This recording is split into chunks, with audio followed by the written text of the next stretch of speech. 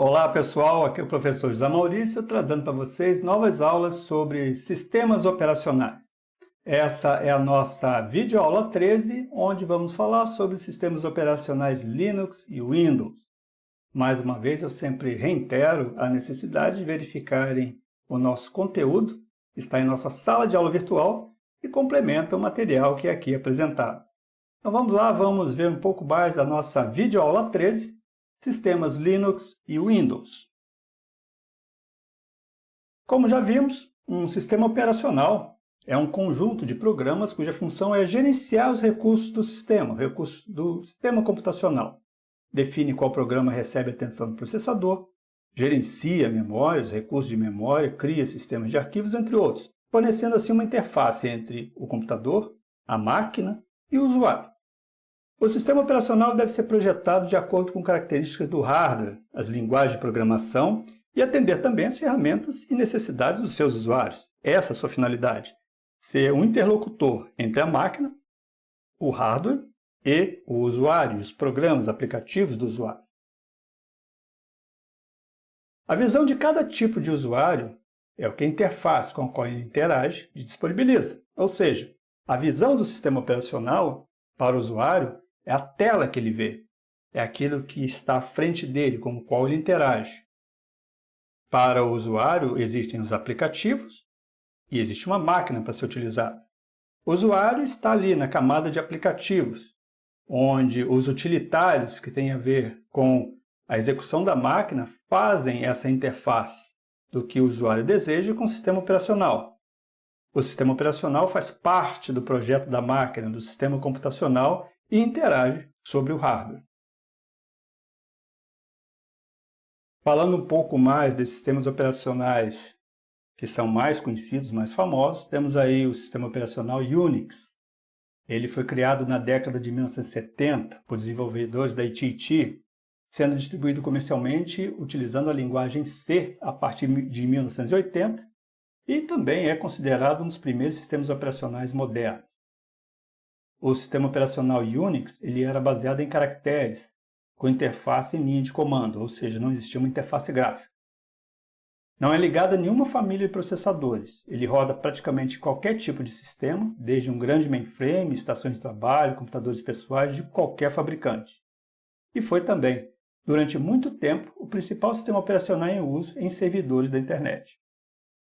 Trata-se de um sistema operacional multiusuário e multiprogramável, com uma estrutura bem complexa, uma organização de arquivos por meio de subdiretórios que garante a proteção das informações e redirecionamento de entrada e saída de dados. O Unix foi projetado para grandes universidades e corporações na década de 70 e 80, e após ele foram lançados outros sistemas inspirados em sua interface, com uma interface gráfica e uma linguagem também bem mais simples, como o BSD, Berkeley Software Distribution. Ele está dividido internamente em kernel e um interpretador de comandos shell, que reúne a interface do sistema e executa os comandos digitados pelo usuário. Como principais características do sistema operacional Unix, podemos destacar a interação com qualquer tipo de hardware, faz chamadas ao sistema, provê acesso ao serviço do núcleo, possui interpretador de comandos, interface para chamada do sistema, orientado a comandos e possui alguns programas utilitários do sistema. O sistema operacional Linux ele é quase um derivado, é um filho do Unix. No Linux, o kernel é o sistema operacional. É possível construir o kernel de acordo com a configuração do computador e os periféricos que possui. O sistema segue o padrão POSIX, que é o mesmo usado nos sistemas Unix e suas variantes. O Linux é desenvolvido por pessoas espalhadas no mundo todo, é uma arquitetura aberta, cada um fazendo uma contribuição ou mantendo alguma parte do kernel gratuitamente, e outras equipes também ajudam na coordenação entre seus desenvolvedores. Necessariamente não é uma solução gratuita.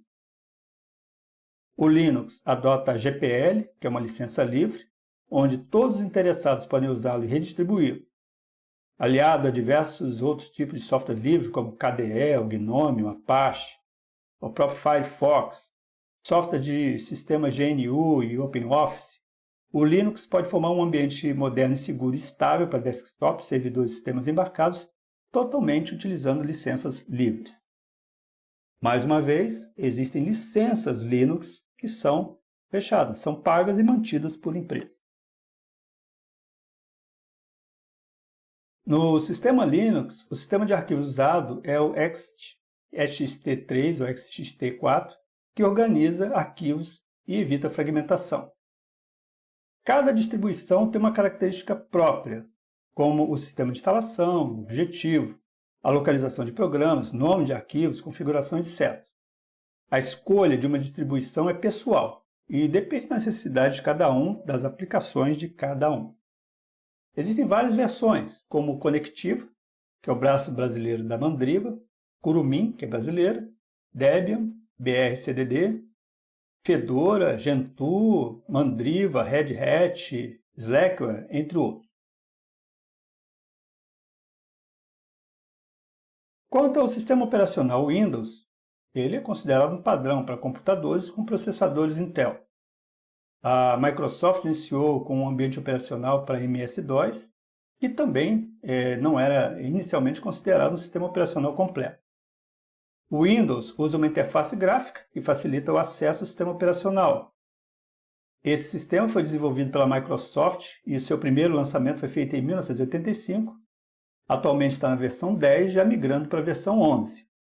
E tem suporte para diversos tipos de aplicações, dispositivos, e por isso ele é conhecido como Plug and Play, Connect e Use. Veja nos históricos das evoluções desde o Windows 3.x na década de 90, chegando agora ao século XXI na versão 10 e chegando também à versão 11. No sistema operacional Windows, são utilizados os seguintes sistemas de arquivos. FAT16, onde os arquivos só podiam ter 8 caracteres no nome e 3 caracteres de extensão, que é uma regra usada no DOS, e nesse FAT16 muitos caracteres eram proibidos, por exemplo, como espaço. Recentemente, FAT32 e NTFS, onde arquivos e pastas podem ter até 255 caracteres de tamanho, tomando nome e extensão. Entretanto, não se permitem caracteres especiais. Fazendo aí um paralelo, uma comparação entre Linux e Windows, nós temos que a estabilidade é considerada uma das maiores virtudes do Linux. É uma arquitetura de processo que deve ser transparente, o kernel é modularizado, permitindo rodar processos com independência, e dificilmente teríamos problemas de queda ou travamento. Então, mas a estabilidade é algo que está inerente ao Linux, porém, o Windows XP também alcançou um alto nível de escalabilidade e confiabilidade, e é muito utilizado também na área de tecnologia da informação. As novas versões têm trazido novos recursos também de auto reparo e monitoração de desempenho, que também visam essa estabilidade. Quanto ao uso de processamento em memória, o Linux foi projetado para fazer uso da melhor maneira possível dos recursos computacionais, processador, memória, funcionando tanto em máquinas com grandes capacidades de memória como máquinas com pouca quantidade de memória. Já o Windows ele permite o uso de muitos recursos que são abertos pelo sistema operacional. É possível também até aumentar esse desempenho do computador adicionando mais memória. Porém, a questão do gerenciamento de memória continua sendo uma questão bastante discutível. A compatibilidade com periféricos, por exemplo, no ambiente Windows, a Microsoft disponibiliza várias versões em termos de acesso de novos periféricos que podem ser atualizados por atualizações automáticas. Já no Linux, é um ambiente que reconhece a grande maioria dos periféricos. Entretanto, novos dispositivos, novos códigos necessitam ser reconstruídos, serem adaptados à versão que você está utilizando. Vejam que essa compatibilidade, então, ela deve ser considerada também na aplicação que se deseja dar ao sistema computacional. Essas informações estão disponíveis em vários sites da internet e vocês podem localizar em vários portais que trazem isso de uma maneira bastante atualizada. A usabilidade e o ambiente gráfico, além da mídia digital e internet, também são outros pontos que são discutidos em relação ao Linux e ao Windows. para cada publicação Linux ou cada versão nova do sistema operacional Windows, existem novas formas, novos recursos de comunicação, de interação com a rede de comunicação, as questões de proteção também e usabilidade do ambiente gráfico, que pesam bastante na escolha dos usuários. Se há um sistema melhor ou pior, quem define é o usuário. É a aplicação do usuário, é a sua necessidade em termos de usabilidade, em termos de conforto no ambiente gráfico. Também o uso dos recursos das mídias sociais e o próprio uso voltado especificamente para a internet podem definir a melhor escolha pelo melhor sistema operacional que lhe convir. Vejam que todos possuem prós e contras, todos possuem pontos positivos e negativos. Questões como segurança, usabilidade, consumo de recursos computacionais são variáveis. Vão depender do sistema computacional, vão depender da estrutura da máquina, processadores, tipos de memória, portanto, não são características permanentes, não são características que possam marcar negativamente ou positivamente qualquer um dos sistemas operacionais.